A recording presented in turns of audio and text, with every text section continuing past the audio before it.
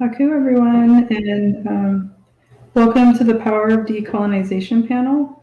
My name is Lipwe Whitebear, and I use she, her pronouns.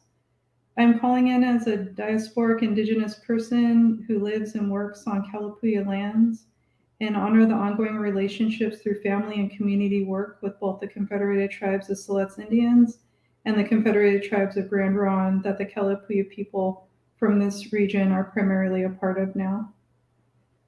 For many people, decolonization has specific usage that at times can become performative. We hear things like decolonize the classroom or decolonize the workplace, but often do not ask ourselves what that really means or the connections to colonization's influences in our lives and in our work. For Indigenous people, decolonization is always connected to lands, waters, teachings, and our communities. There is no single way that decolonization is experienced by Indigenous communities, as we all have experienced colonization in specific ways to our nations and our peoples. At the end of the day, when decolonization is used as performance, it can destabilize the work of Indigenous people to resist colonial systems and oppression. Today, we have a panel that will discuss the power of decolonization. I'm the facilitator of this panel and may bring in some thoughts as well. And before we hop into the conversation, we're going to briefly introduce ourselves and tell a small part of our story as connected to decolonization. We'll come back to some questions once we all introduce ourselves. And as I said, my name is Lipwe Whitebear. I'm an enrolled member of the Coastal Band of the Chumash Nation from Santa Barbara, California. And I also have Huastec and Cochimi ancestry from Mexico. I'm an assistant professor in Indigenous Studies at Oregon State University and serve as the director of the Kaku-Ixt Manaina House, which is our Indigenous-based student center on campus. Additionally, I'm part of the leadership of OSU's President's Commission on Indigenous Affairs and volunteer as co-vice chair of our local school board for the Corvallis School District. A lot of the work that I do that is connected to decolonization really starts morphing into what's called indigenization, which is centering Indigenous knowledge systems and presence in the work that we do, especially here on campus. Part of that work was helping establish the President's Commission on Indigenous Affairs, which was approved this summer. And with that kind of leadership on campus, it can seem like an uphill battle at times, but I'm always drawing from the knowledge and the strength of my ancestors and understanding all that they went through and their teachings that have survived colonization's impact so I can be here today. And so I'm trying to do my part here on campus and in the communities to really center the people whose lands and waters that I currently am around, and working really closely with the local tribal nations and ensuring their sovereignty is upheld through our work as a state institution, and also helping establish our Indigenous Studies program as well to help remind our campus as well as other campuses. We're a Research One institution and a predominantly white institution. So a lot of times Indigenous knowledge is viewed as not as legitimate as white scholars, much like other communities of color's knowledge systems are. And so working collaboratively here on campus to help center our knowledge systems is really crucial to the work that I do. I do that with a great deal of care and understanding that even as an Indigenous person that I'm living on another Indigenous people's lands. And it's always a constant negotiation of centering what their needs are while also bringing in the needs of the broader Indigenous community that is part of OSU. And so that's a small part of my work that centers on decolonization. And I'm going to ask our panelists to introduce themselves as they would like, and to also share a small snippet. We're going to get into discussion questions, so you don't have to share your entire story in the beginning. So we'll go with Faith first. Hello, everyone. It's such a beautiful honor to be here. I'm Faith Clark, and I use she, her pronouns. I'm an Afro-Caribbean immigrant, mother to neurodistinct, or some people would say neurodivergent humans. And I approach my explorations of decolonization through the lens of my own differences and my own history as a person who grew up on a colony in Jamaica previously, previous colony, and experienced it as just I knew what colonization was. I knew what decolonization meant for us in the islands, and then having children who don't fit. My son has autism. That's kind of prompted my question around difference and centering. And our journey as a family kind of created the path that I do work on now, where I work with organizations to help them think about inclusion in the micro, help them think about inclusion in their day-to-day practices, in their conversations with their team members. Because if we can't work it out in our minute-to-minute conversations, then there is actually no space in the workplace for my children. So my passion is creating space in the workplace for my kids, and I see decolonization as the path to bringing more inclusion into the workplace.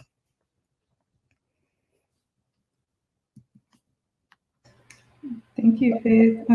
Adalia, do you want to go next? Sure. My name is Dahlia Kinsey. I don't use any pronouns, so name only. I am living in South Georgia. This originally was Muskogee land. I'm kind of near one of the trailheads for the Trail of Tears. So many people were displaced or violently removed that there's not much of a visible presence.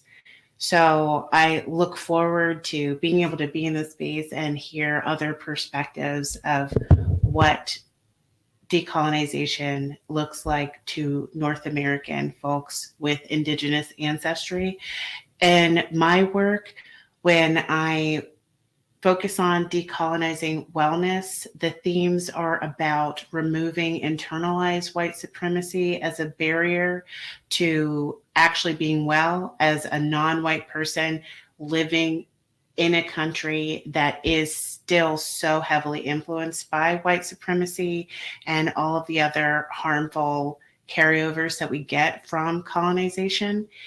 And even though I am a stolen person, descendant of stolen people on a stolen land, I think there's so many different ways in which people who are descendants of survivors of the transatlantic slave trade can also benefit from supporting other people who've been affected by colonization in different ways, since all of our freedom and liberation is interconnected. Thank you, Adalia. Allison, can you go next? Thank you so much. I'm Allison Tedford Seaweed. I use she, her pronouns, and I am a Kwakiutl woman living on and working on the traditional unceded territories of the Semeth and Matspi First Nations. My people are from Vancouver Island, so I'm far from there, but I'm grateful to be on these lands today.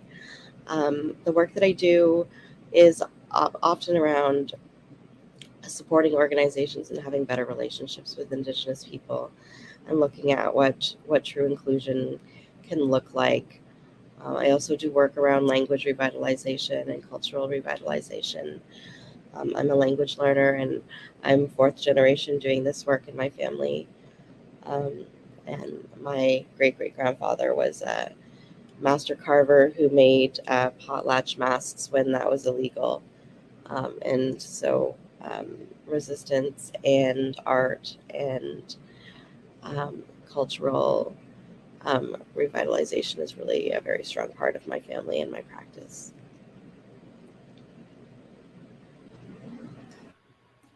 Thank you, Allison. So we're going to go ahead and just kind of popcorn around.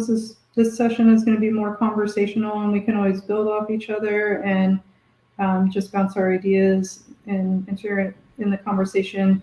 And then when we're done with this question, we'll just move to the next one. So basically, the first one is, what does decolonization mean to you? And as I mentioned earlier, it means something different sometimes to folk. And so it would be good for our viewers to understand like what it means to you.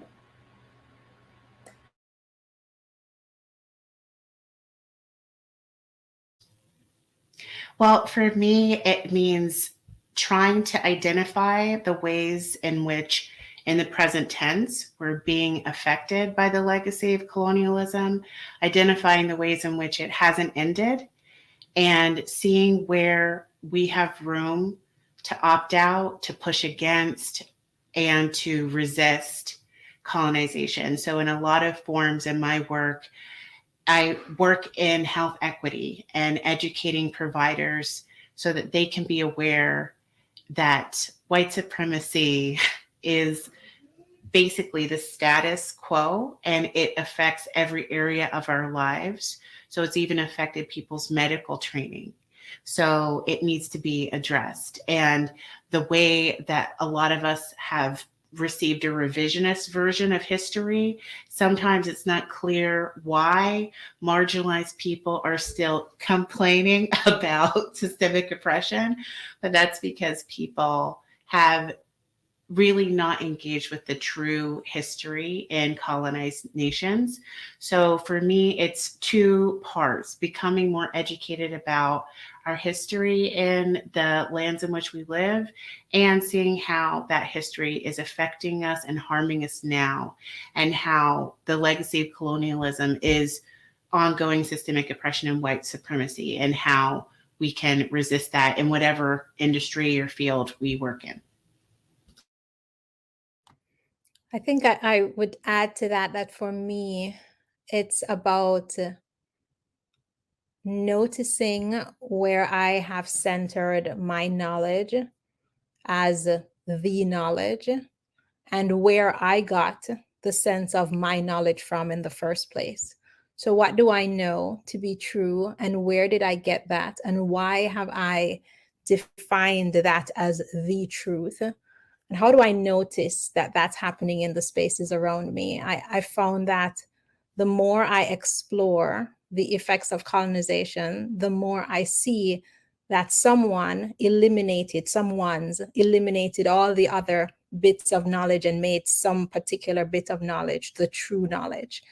And so I'll just give an example of a conversation I had yesterday with a psychotherapist for my son who has autism. He's 23. And she said, "Oh, he doesn't understand what your family is going through," because we were talking about a bunch of changes that our family has gone through. And I had this moment of, why does she think my son doesn't understand?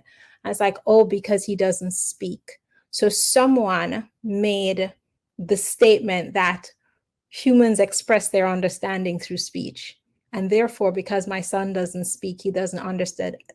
And that implicit assumption woven through her knowledge informs which medication she prescribes, informs how she sees me and my own resistance to her approach, and whether she would complain about me or not to, other social services or whatever. And so for me, it's about training myself to be aware of that, and then helping other people notice when they are on the outside of the known knowledge and what they're trying to do to get on the inside. And often that's in teams and in organizations. And then when I am putting somebody on the outside of the known knowledge and then critiquing them for it, making them bad, especially making the right knowledge a moral imperative, and therefore the wrong knowledge being something that's bad. So decolonization for me is about this centering of knowing and making people good or bad because of what they know and where what they know came from. I would say in my work, it's often around challenging assumptions and really interrogating industry norms and looking at where does that come from? Why do we do this? And really reflecting on the way we interact and the way we structure relationships, administratively or interpersonally, and looking at, in what way does this acknowledge other knowledge systems and other ways of relating, and what ways of being are being privileged in these situations, and why, and what can we do differently to include more voices and more perspectives, and leave space for what other people need. So for me, it's about looking at, ways to reflect on how we are together and how we can be together better in the future. Thanks, you all. A lot of what I'm hearing, it's like helping decenter the status quo, what is considered the knowledge and the norms, and like understanding that those come from somewhere, right? So decolonization is helping us identify those, and sometimes people don't really know what colonization means either. And so there's tons of scholarship out there. It's also the first week of classes on my institution, so if you hear voices in the background, apologies ahead of time, y'all. But there's lots of scholarship out there about different types of colonization, and sometimes that's helpful for people to know, like, that there are different kinds. And a lot of times when we're talking about disrupting the status quo and resisting colonization and understanding like how what is considered the ultimate knowledge comes from, and even the norms that are created based on all of those, that is talking about resisting settler colonialism. So settler colonialism, when a group comes in and asserts their own knowledge systems, their own cultural norms, their own political systems, their own governing structures, all of these things as superior in seeking to replace what exists. And so that's where a lot of what you're saying is talking about resisting settler colonialism. So I think it's important for people to understand that, because sometimes some folk think of colonization as only creating a colony to control resources, when that's a big part of it. But when we're talking about systems, we're talking about a lot of times settler colonialism. And I wanted to point out something that Dahlia was talking about with white supremacy. A lot of times people conflate that with whiteness as an identity, when white supremacy itself is also a system that assists in a lot of settler colonial construction norms that are created. And so I want to make sure like viewers understood a couple of those points that were coming out as you continue to listen to the conversation. That way we understand where the conversation is grounded in and understand what we mean, because all over the world we all experience colonization, and a lot of what we're talking about is based here in North America, in this region. And so helping folk understand from even within this region that what we're talking about, I think, is really important. And so the next thing, you all kind of briefly touched on it, but if there's any specific examples, or if you want to dig a little bit deeper into how decolonization shows up into your work, I'd love to hear a little bit more about that too.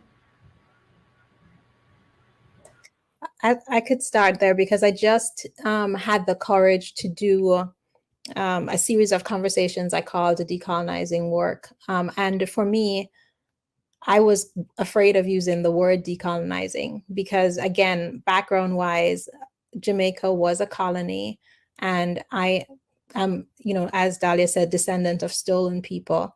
And my experience of colonization is different from Black Americans and Indigenous people here in the United States.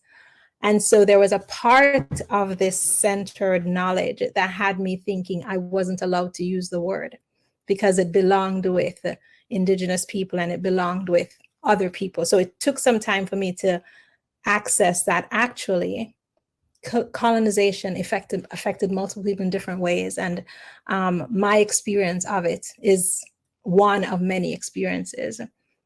And specific to me, when I do work in inclusion, and I start with this premise of creating spaces where people feel like they belong, I had to ask, well, why don't people feel like they belong? What's going on here? What would make my son with autism, a Black American of Jamaican, Caribbean descent, male who is neurodistinct, he doesn't belong. I know he doesn't belong, but why?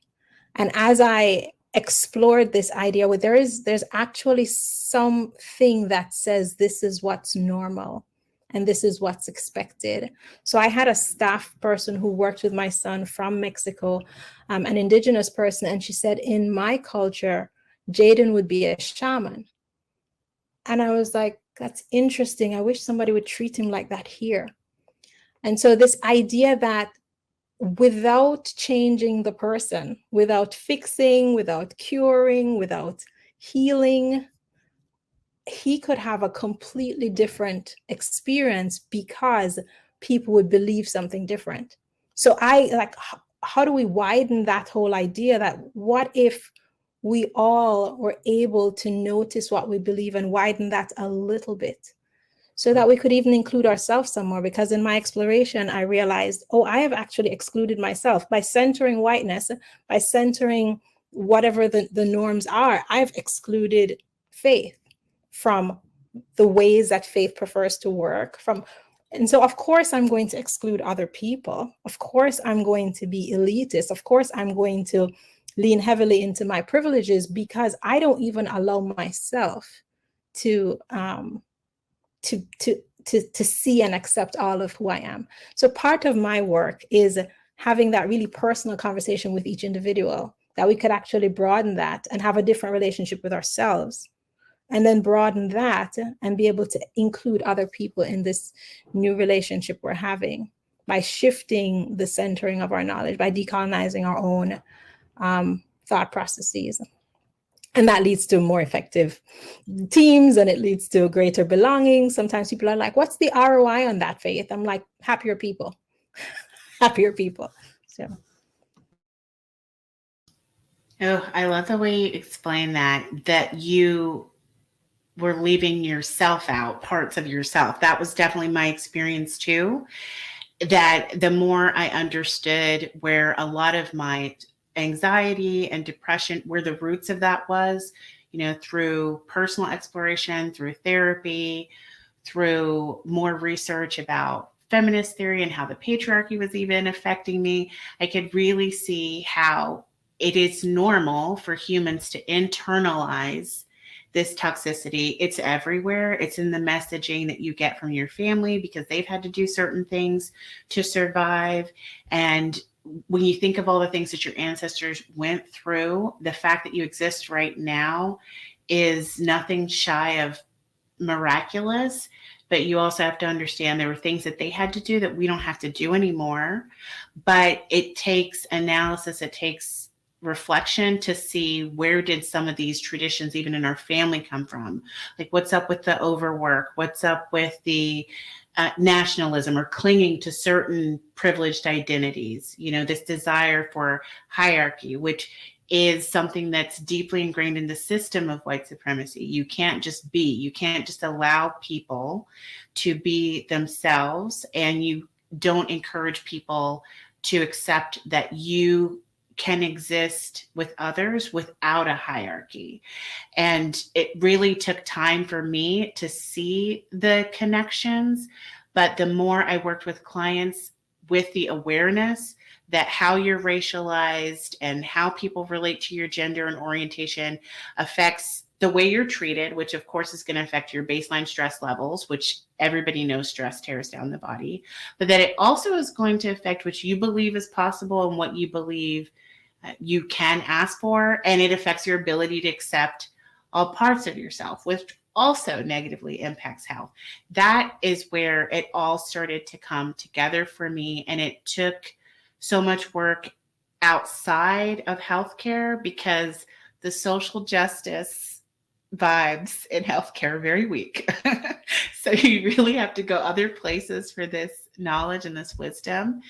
And like you said, Faith, understanding that there's so many different ways of knowing and that we've been trained to only honor certain kinds of knowing. Understanding that, being able to internalize that was so extremely helpful because you're not really going to be able to heal inside these toxic systems because there are no tools for healing or acceptance there. It's literally countercultural to be doing the work that we are all doing. And one of my parents is half Jamaican, half Afro-Cuban.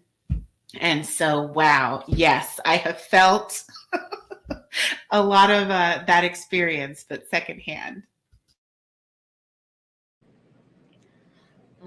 For me, I like to look at like what are the assumptions that are made when we look at like workplace interactions and the way workplaces are structured, looking at like how do we define family? And often those are, based on kind of a white heteronormative family structure, and they don't recognize or acknowledge,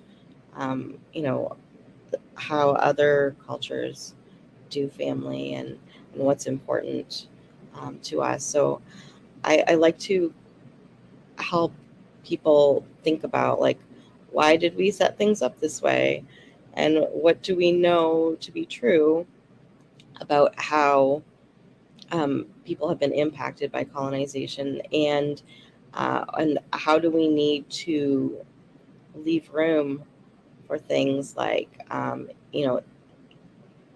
social determinants of health and unequal access to healthcare. If you have an organization that has a sick note policy,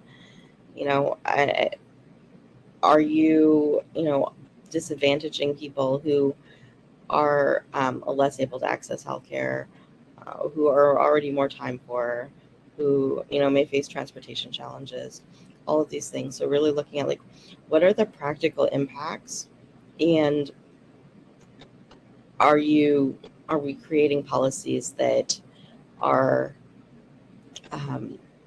exacerbating that, and how can we remove barriers and acknowledge that these are things that we face, and really just looking at, like, is this necessary? Where is this coming from? Why do we believe this is how we should do things? And are there other ways that we can take better care of people? And really looking at, like, what are the specific needs? When I worked in the prison system, we had, a really great elder services program. But one of the things that we acknowledge is, like, there's so much diversity in faith. And so having, like, an elder is great, but it's more meaningful to be able to bring in people who are,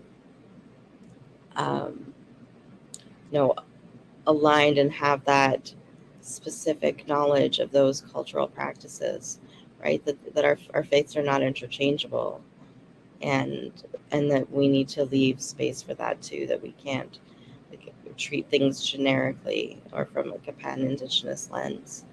So really looking at, like, how can we honor the uniqueness of these cultural systems, and create opportunities for people to connect with, and explore more deeply their values and their beliefs.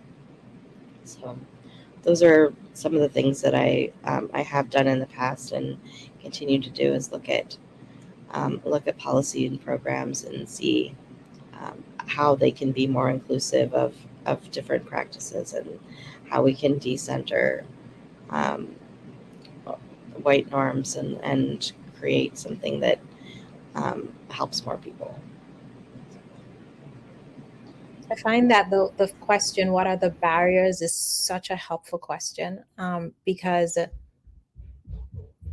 we've, made the overworking in many marginalized people, the overworking, the burnout is about scaling these barriers.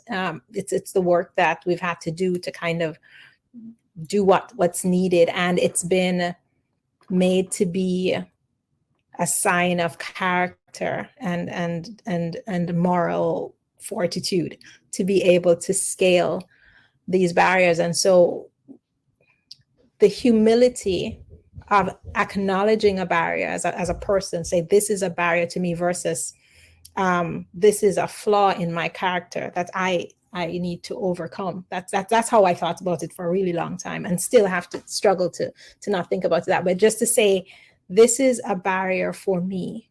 And then also to flip that around and say, what's the barrier to this? Sometimes I work with small private schools. What's the barrier to this teacher to do this thing? What's the barrier to this particular parent for this thing? Like, instead of, why are these people this way? Because when we start to look at what the barriers actually are, we get to see our centering, because the thing isn't a barrier to me because of my privilege. So what's the barrier for this person? I think that really is very helpful in the workplace to then wait to talk about accessibility and to talk about the practices that need to be put in place so that there is safety to be able to say, you know, this is actually a barrier for me. When you said, Allison, that you look for ways or you question, is there a way we could do this better so that everyone can be taken care of? That willingness to reimagine systems and envision a world in which there is room for everyone, and that someone else's culture being celebrated doesn't mean a loss for anyone. That really is, that's the vision that I bring across the board in my work as well. But it takes constant reminding, because so many of us, because of our intergenerational trauma, there isn't a lot of existing systems that encourage intersectionality and collaboration, even though naturally humans are very curious. And you know that when you find out about another person one-on-one, you're usually like so intrigued by their family's quirks or their individual quirks or cultural quirks. But we have been trained to kind of be at each other's necks, and all of North America anyway. I hope it's better someplace else, but I'm not hearing that it's better from my internet friends. So it's really something you have to look at when you feel yourself maybe feeling a little triggered or charged when you think some other group is being centered but not you, especially if the other group is being centered because they're higher risk or more vulnerable and need more healing and help because they're facing additional barriers. That's such a tool of colonial control too, is the focus on like being the main person or the one, or being now there's a train in the background. Oh my gosh. Some things we can't control in our backgrounds, but it's reminding me a lot of what y'all are talking about how there's tools, settler colonial tools that are used in to uphold these systems, and like focusing on the individual and focusing on being the one or the best. And it reminded me too what y'all were saying.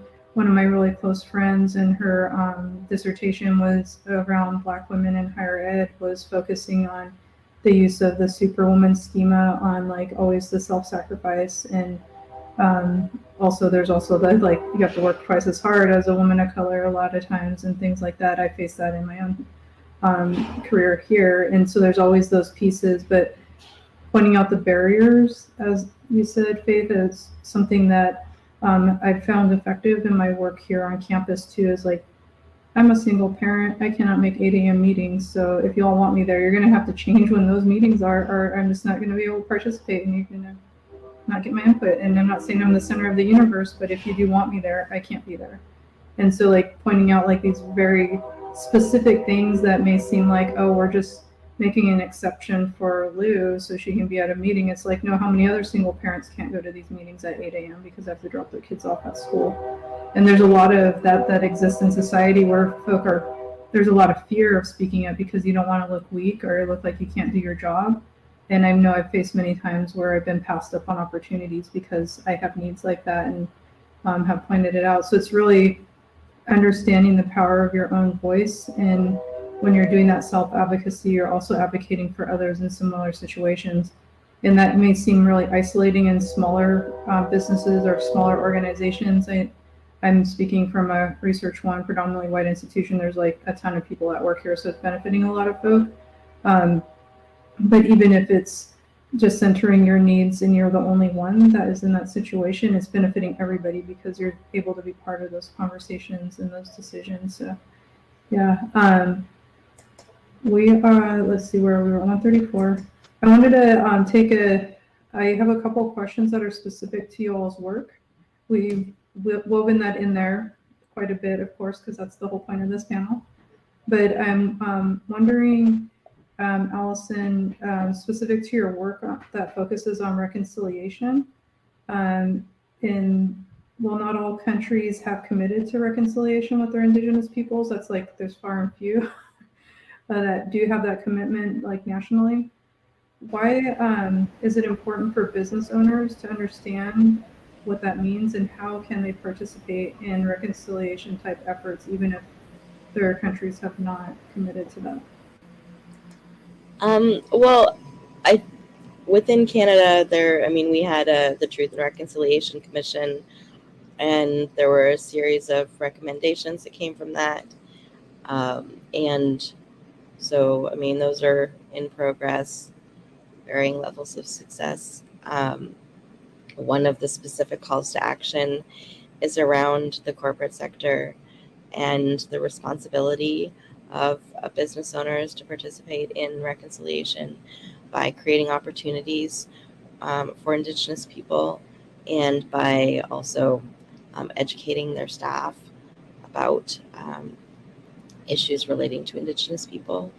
So I think that as business owners, I mean, we're the ones who are setting out. I mean, other than like licensing specific things, but like we set these businesses up to meet, to fit with like how we see the world and what our values are. And if we value reconciliation, that's something that we can integrate into our business as well, regardless of whether there's a national commitment. You know, there can be a personal commitment.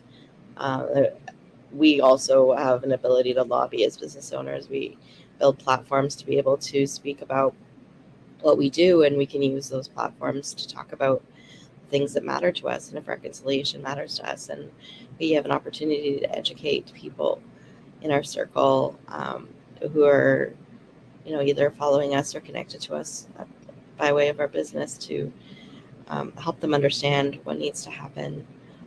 So I think that there's opportunities for us to be able to be in better relationship. There have been so many challenges in the past in terms of relationships between businesses and First Nations, in terms of, you know, land access and resources, and all of these things, and, you know, the social impacts of industry. So we have, as much as we've seen like negative things, I think that there's also opportunity for positive things. And if we make that commitment and we educate ourselves about what is needed, and you know, it's one thing to go into your meetings and do a land acknowledgement, but if you're not in relationship with those people on those lands, you know, how meaningful are those statements? And really, if you're in relationship with people, the people of the lands, then why wouldn't you want to be honoring them in the work that you do and in the way you treat your people, right? Like, it would be disrespectful to have your business on the lands of people and not be ethical in your relationships with others. And so I think that that's something that's, I think there's room for change through entrepreneurship, through the corporate sector. And I think it should be a lot deeper than just, you know, a diversity statement or a statement acknowledging the need for reconciliation, but should be tied to tangible activities and actually taking responsibility for making those changes, and being transparent about where there have been gaps and what can be done to improve things. So. Thanks, Allison. Faith, you work with small businesses, and how has decolonization benefited the businesses you work with, like using your decolonial approach? I think what happens a lot in small business is the constant culture flux. So they don't have the luxury of stability that large corporate entities have, and that's a real positive. If it can be seen as a positive, large corporate entities just don't change. as quickly as even their statements say they want to. So when a small business finds itself in that constantly variable state where they're constantly validating the market, constantly changing out their staff, there's an opportunity there to to to help them see that they can really see each other and really integrate difference into a meaningful whole, because they're constantly in that creation process of who are we and what are we doing in the world.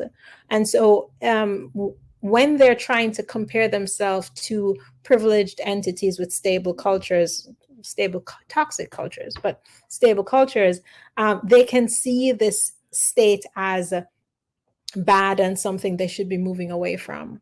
While when we can see that this is the opportunity to actually really see each other, to actually create the safety that we probably didn't experience in those entities, then the way teamwork happens can start to look magical.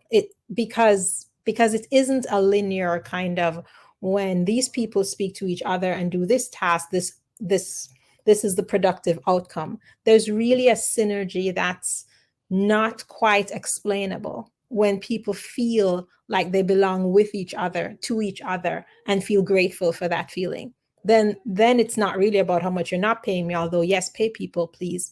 But it becomes about something that can't quite be calculated, that then creates the energy to work. So I do, without trying, people can get a little bit put off if I sound too kooky.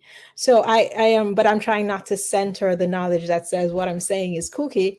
And I'm 8 years into a doctoral program and then just stopped. I decided that it was supremacist and it was stealing my life force, and so I've stopped. But education is a primary tool of, I think, of colonization, and I am also a product of that. So as I step into the spaces, I'm constantly challenging myself and then challenging them to release those norms and be able to actually be in synergy with each other, and to not have to know exactly why things are working well, but to really focus on being well with each other by really seeing each other and then really integrating.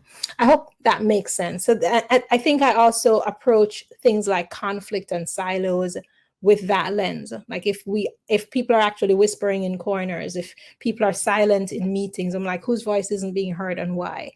Why is that person actually not speaking but speaking over there? How come they're telling me and not you? And I start to probe in the micro moments to help expose what's happening, why we don't feel like we belong with each other and to each other, to then see how that affects teamwork. Great, thank you. And Dahlia, your work focusing on wellness, as you've brought up, and the impact of white supremacy culture influencing wellness for racialized people, and specifically, how have you seen decolonization help address some of those root issues you were mentioning earlier? It's made a tremendous difference when individual people who are having that experience, the marginalized person, realize that what they have been blaming themselves for is not a personal failing. It is simply the totally rational outcome of having to live with these systems. Like the fact that you're more likely to be time poor, the fact that you're more likely to have all kind of social determinants of health not working out in your favor. When you go to seek care so often, because of how individualistic our entire system is here, the individual is always to blame for whatever's happening to them. And we generally are not encouraged to take into consideration that we don't exist in the vacuum and our body is doing the best it can in the environment that it lives in. And there's some things we can control. There's some things we can push against. There's some things we cannot change. And maybe it makes more sense to be celebrating what your body has been able to do, keep you alive, rather than lamenting that there's all these other things you think if you could change, your health would be transformed. And also helping people to look at the ableism that's underneath a lot of the pressure to be well in a very specific way. That it's been encouraging to see individuals transform. It's been interesting to see how many people with a lot of privileged identities have also felt more free to be themselves, to work with their body, to work with their environment, to work with other people who they should be experiencing like connection with, understanding that all of that is just as important as, you know, eating well, that it's just as important to feel connected and safe and to know that you belong in the communities that you're in. It's been really encouraging to see that it's helpful for literally everyone to start expanding your view of what is well and to get outside of the hierarchical way of viewing the body that most of us have been ingrained with. So if you understand that there is no such thing as an ideal body, that all bodies are worthy of love and belonging, and that health isn't something that you have to get, health and wellness, those are things that help you live your life the way that you want to. And you are the one who gets to decide what's important, and you are the one who gets to decide what isn't.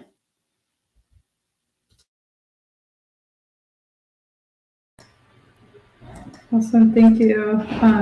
You are doing such awesome work. I was just totally into. I was like, oh, I have to finish leading the conversation. I'm gonna ask you one more question that's related to one in the Q&A that I had prepared, and then we're gonna switch over to one of those ones before we. So we still have time for a couple more. But what are some ways you all suggest What are some ways you all suggest decolonization be centered in viewers' work? So there's folk watching this wondering how to center decolonization. So maybe like, what are some first steps for folk new at this, or if they're still kind of trying to figure it out, what are some ways that folk can incorporate decolonization into their work?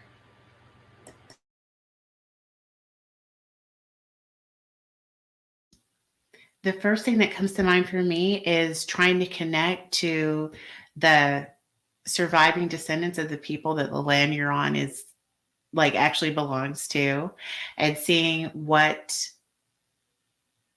systems are already in place to honor that. I mean, I know some people who it's literally part of their check, the way they handle their taxes. You know, a certain percentage is going to taxes. Well, you know, a certain percentage of your income is going, you know, to these people to whom the land actually belongs. And then also looking at the ways in which your organization or your work maybe isn't expanded enough to hear lots of different voices, because this is something you literally can't figure out on your own. You need other people to hold up a mirror to you to show you the ways in which you could do better. Like even when you said, Lou, that you identified 8 o'clock as a no-go for you, that's informative for me as a childless person. I wouldn't have thought of that. So you have to have other people around you to reflect the ways in which you are not making room for everyone, and to explain the ways in which you are perpetuating toxic systems that are carryovers from settler colonialism. Yeah, I think this coming off of that, because 8 o'clock is a no-go for me too, and actually maybe even 9 o'clock, because my son goes to bed at 2 o'clock in the morning. And so I'm up until 4. And so I tend to say that I tell stories. I think this is part of how we can make it more front and center in our own work and in those spaces we're in. I tell stories, my own story, because there are people who can't tell the story, but I can. And I am comfortable talking about my life as an Afro-Caribbean immigrant mother of an adult male who deals with a chronic disability in this world where none of his identities are privileged. And so I think that being willing to share those stories of discomfort as much as you're able, as much as it feels safe to you, but being willing to listen to the stories without too much commentary, like allowing yourself to interrogate other stories and take them in. Like my aunt told me about when she was managing a department of the bank in Jamaica, and her primary discernment, her primary strategy was to stop in silence and say, God, what should I sell the currency at today? And then a number popped into her mind and she did it. And now I think about that and I was like, that's another great way of knowing. There's spreadsheets and then there's asking a question. I think there's stories that people have of effective ways of being that we just need to hear so that it balances out this idea that there's one way to know, one way to do, one way to be. Children can sleep in the bed with parents, and maybe children can be held and it's not bad parenting. And maybe for me as a parent of a child that needed lots of different things, I had to shed a lot and say, yeah, actually, I have ancestors who slept with children all together. This whole thing that I'm pressuring myself around isn't real. And I think the more we do that and share that with others and listen to those other stories, it will make it real. And I think the last thing I would just say is every company, because I work in this space for business, most companies have something like inclusion in their value statement. So I tend to say decolonization is the pathway to inclusion, because clearly just saying we're going to include people hasn't worked. It's, we have a long history of it not working. Why hasn't it worked? Or because there's things in the water that we haven't acknowledged. And decolonization is the pathway. And the more we can unearth what's in the water, the easier it will be to figure out what inclusion should look like here in this space. Because inclusion in this space is going to be different from inclusion in that space. There's no one catch-all inclusion policy. So. Yeah, I think that it's a good place to start in looking at, look at what is within your span of control. Where do you have flexibility to look at what you can do to help people that will still fit within what you're allowed to do in whatever role you're occupying, and see how can you be creative within policy? How can you make the circle fit into the square and bring those pieces together? And also looking at, our own values and beliefs and really interrogating those things around professionalism and how do we decide what is professional? What cultural systems are we privileging in the way that we decide if somebody is professional or not? Looking at a level of emotion in work, and whether stoicism is being centered, and what about cultures that value expressive emotion. So really kind of looking at how you relate to other people and how you interpret the behavior of other people, and really reflecting on if you're applying norms that don't consider how other people like to be, and kind of having better relationships with people in being able to understand them more, I think is a good place to start. Is that the personal is important. Obviously there are systemic issues that need to be addressed, but there are things that are within our span of control that we can look to as a first step, and really taking the time to educate ourselves about the barriers that people face who are accessing our work, and how we can make ourselves more accessible. Awesome. A lot of what you all are saying is making me think about how we all have needs, and a lot of vulnerability comes into the conversation and doing decolonial work, and sometimes that is devalued. And I think I would add into the conversation that globally colonization has impacted everywhere, right? Whether it's about resources, land theft, the theft of people, there is colonization has been felt globally. So I think since there are people from all over the place, it's good to think about learning what the story of colonization in the areas in which you live and work is really important. So when I introduce myself, I know the story of colonization for my people in Southern California and my people in Mexico. And I learned the story of colonization here in Oregon because that's part of my responsibility as somebody who now lives here to understand the story of how colonization impacted this area, because it's different than it is just a state away in California or a country away, a settler colonial nation away in Mexico. It's different than how colonization was experienced in just other parts of Oregon for that matter. And so it's really important to learn those really basic, like what is colonization and settler colonialism's impact in the spaces we occupy, and how are we related to that story. So I know how I'm related to because of my mixed ancestry of both the colonized and the colonizer, and having ancestry of stolen peoples and all of the ways that colonization has impacted who I am.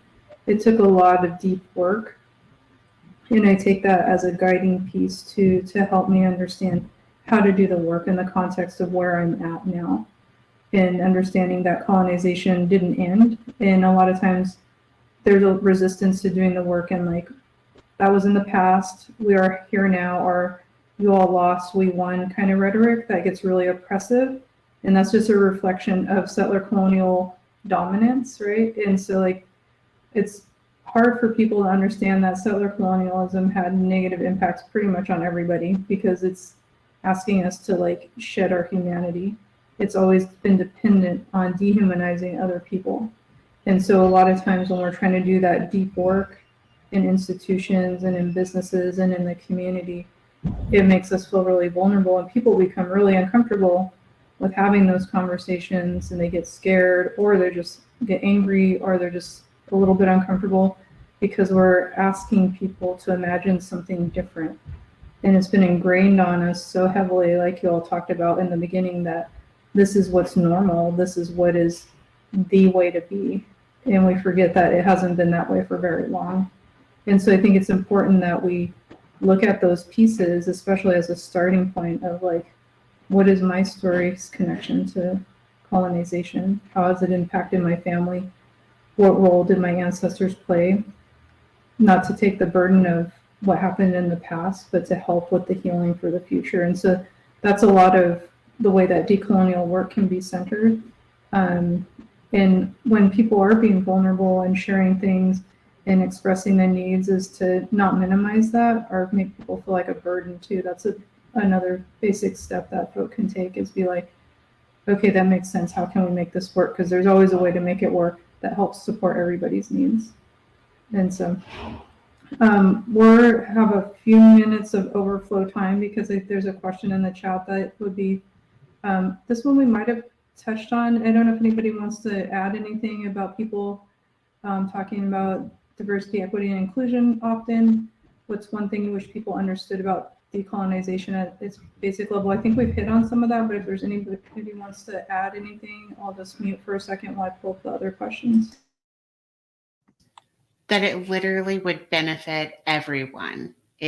There isn't just one group of people who stands to benefit from it.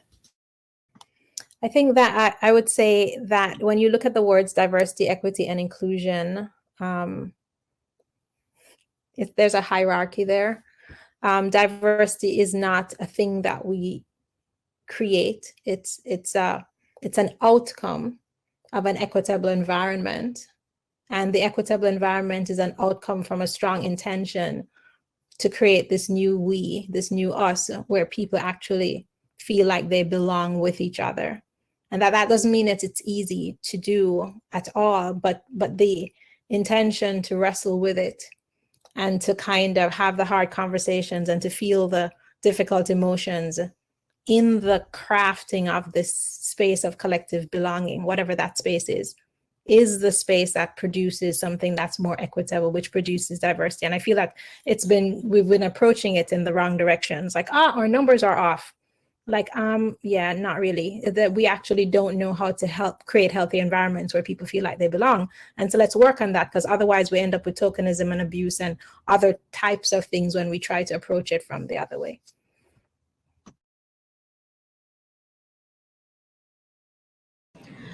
Yeah, for me, I look at it from a perspective of like when we are so focused on like the metrics. I mean, it's important that we have awareness of the situation, but I'm I'm somebody who's a lot more interested in creating access to an industry and to make the space more accessible and welcoming, because like you just end up hurting people if you focus on that recruitment angle without considering the fact you need to be a place that people are safe to be invited to. And I think that that's something that really needs to be reflected on, is that we need to practice these things like responsibly, and to get ourselves prepared to be a place that people want to be. And yeah, I think that through decolonization, we can create a space that honors more people, and I think that's something that we should look to, instead of just trying to improve our percentages.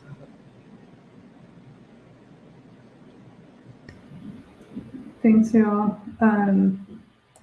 One question that I had prepped that we didn't talk about, if you wanted to share, is if you wanted to talk a little bit about how you started incorporating decolonization into your work, because we've talked about the work that we do now, but not necessarily how you started incorporating it. Maybe if you wanted to share something that you ran up against in doing that, could be another thing to add in if you feel like you've already answered that question, which some of you kind of did a little bit. So yeah.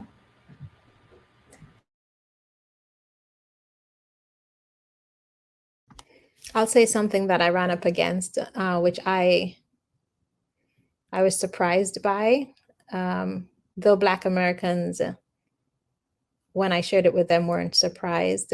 So I had to acknowledge I grew up as a really privileged person, as a majority in my cultural context, and also in a space where women had a lot of social power, even if not financial power. So in a workshop that I was leading with a primarily white team, as I vulnerably acknowledged my own tendencies towards supporting the patriarchy. So my examples of teamwork and effectiveness and so on were Jamaican males, because I thought I was sharing something cultural, and I realized that I could have made choices that spotlighted non-males, and I shared that in the session. Later in the session, one of the participants, a white male, kind of, it felt like an attack by text, attacked me for another comment unrelated that I made, and he really was very angry with me, and I was so puzzled, like why it was very strange. And when I shared it, people were like, oh, that's textbook, to kind of me in a position of power, as he would see it. I'm kind of sharing something that was vulnerable, giving me a weak spot to then exert this power in a public space. And everybody in the workshop kind of was very affirming by text. They were texting me immediately. But I just, in that moment, felt almost like a timeline back into 400 years of Black women holding themselves and screaming and crying. And there was a moment where it's like, do I want this?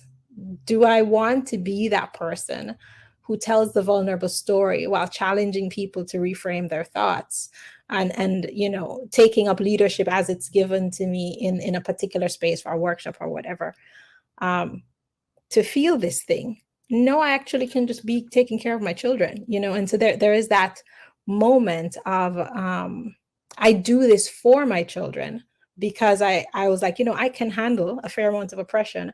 I don't want this for them. And so I got into inclusion and diversity, equity, inclusion work, and therefore into decolonization because of them. I felt that was the side path in, but then to feel the reflection of vulnerability back on me in that moment, that took some like, do I want to do this? So To get to where I am now, I needed support and spaces where I could feel safe enough to start taking more risks, because my big fear, what I kept bumping up against, was that there would be a lot of retaliation from white folks in my life and from Black folks in my life that are not intersectional or are homophobic, because I look at people who have multiple marginalized identities.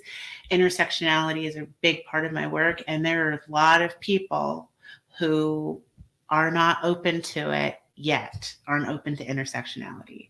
So I really had to reconcile, like, what is my actual mission, life mission in my business, versus the fear that I was experiencing. And was I willing to compromise on what I hope to do, which is help eliminate health disparities for queer folks of color? Was I willing to sacrifice my work because of the fear? And then what could I do to address the fear and to help myself feel safer? And acknowledging that sometimes, depending on where you did come up, you may have a real embodied sense of fear around speaking the truth about any kind of discrimination, because you've seen other people be fired for it. You've heard stories of people being murdered for it. You may really have trouble committing to doing this work because there will be so much criticism and you will make so many mistakes in an open way that it really is sometimes a catalyst for growth that not all of us maybe were signing up for. You don't realize how much growth you're going to have to do until you're in it. For me, my first job working in government was at the Federal Treaty Negotiation Office, and then Indian Residential Schools Resolution Canada. And as I became more educated about residential schools and what happened, and realizing that this was part of my family history that just wasn't discussed, it made me want to find a way to be helpful. And so that's why I ended up working in Indigenous services and just looking at, like, I'm in the position that I'm in because of, I was raised in a family that had money, and I had a lot of proximity to whiteness, and I'm very white passing. And so I have had a lot of advantages, and I would just like to be able to be somebody who creates more opportunities for other people who haven't had those advantages, and who, and I mean, advantages in terms of, like, it created situations where I ended up being more successful in a commercial way. And but I certainly feel that more proximity to culture and my people would be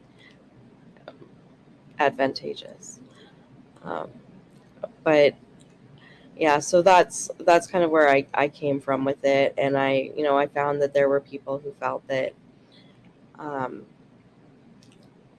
that I was successful because of being an employment equity hire or what have you, and that I hadn't, wasn't deserving of it, or there was just this assumption that that there was less qualification, or that somebody had expected less of me, and that I had advantages that I hadn't earned, and didn't have a right to be there. So I dealt with a lot of kind of racism around that, and that was difficult for sure. And I still do to a certain extent, but most of the stuff that I experience because I'm so pale is that people feel safe to say things around me that are just not okay, and that's really uncomfortable. But yeah, I think that mostly it was just looking to be able to create spaces that celebrate, a range of cultures and practices, and that create opportunities for all sorts of people who haven't had the same opportunities, and um, and just find ways that are more effective to be in relationship together. Could I just add a comment? I looked at the question and I was like, I don't know if I said this ever. I think the easiest access point for me to decolonization and decolonization practices was through the lens of the places I'm not privileged. And I find that if you want to understand how it has affected you, I think we all have not privileged identities, regardless of how many privileged identities we have. I think that if we can just ask some questions around that, it'll open up insights that we can then flip around and say, wait, oh, so this is happening to me in this area. How am I perpetuating this? And you can turn it on you can turn it for yourself and ask that question. But I found that it has been harder for people to access it when they're purely looking, through their privileged identities. And the beauty of the world we live in right now is that everybody has even one not privileged identity that could be a gift to understanding how they are participating in colonial thought right now. Thanks, Yoa. And I was kind of born into decolonial work and activism. It's kind of just part of who I am since I was in utero. So it's kind of hard to avoid in my life. But I've incorporated it in different ways throughout my life. And the more I learn, the more pervasive and apparent it became and how it impacts every single one of us. And while I was an undergrad, I'm a first generation, even high school graduate in my family. And so going to college was quite a privilege. And I started taking the ethnic studies classes offered at our university, the Native studies classes. And I cried through a lot of the material because I started recognizing what was impacting people I knew, like the stories told. And those stories had names in my mind attached to them. So that's where I'm talking about, like when we start learning the impacts of colonization on our own lives, even as somebody that has all of this background and this work and has family legacies of it, it's still important to continue to learn because obviously we don't know all the things. Even if we think we do, there's always more to learn. And so when I started learning about the ways that systems, I was like, that explains this family member, this explains this community member. And I started tying things together. It was really hard and it was really emotional. And so I wanted to recognize that was, but it was still so empowering to understand the root causes of what was going on within the communities that I'm a part of. And then, like I said, expanding and understanding colonization's impacts on everybody and recognizing this global web that has been created that thrives off the oppression of people and with the oppression of earth and the resources, and it's all interconnected. And in order to disrupt it, we really need to lean into the work the best we can. And you all brought up fear a lot. And before I close out, I'll say that has been one of the main tools of colonization throughout history is fear, whether through violence, through public example, or in more subtle ways in its current iteration of firing people, not promoting people, and paying people lower wages if they're doing this work. So there's a lot of ways that it shows up in subtle ways now, but it's the same tool, that fear. And so here on this campus, I was part of one of the groups of employees that weren't protected by a union and who every year had to get reappointed. So like cause too many waves, you might not get reappointed. And so we all knew that and still know that. And so there's a lot of those fear tactics that come into play where people are like, it causes mental health stress, and it causes that manifests into physical manifestations and all the other things that are associated with that. So I just wanted people to know that these things are really real, and they are embedded throughout the systems very heavily. And the more that we can recognize them, the more we can collectively work in dismantling those systems that are controlling our lives and each other, and devastating our ability to live on Earth because of all of the ways that it's being exploited. And so we are right at our extended time. Thanks to those of you who are still hanging on, and many thanks to our panel. Thank you for bringing your knowledge and wisdom into this space. We hope that viewers have learned more about the power of decolonization and ways that you can incorporate it into your work. Because really, decolonial work requires all of us to participate in it in order to help dismantle oppressive systems that impact all of our lives. And with that, happy fall, and I hope you all have a great rest of your day.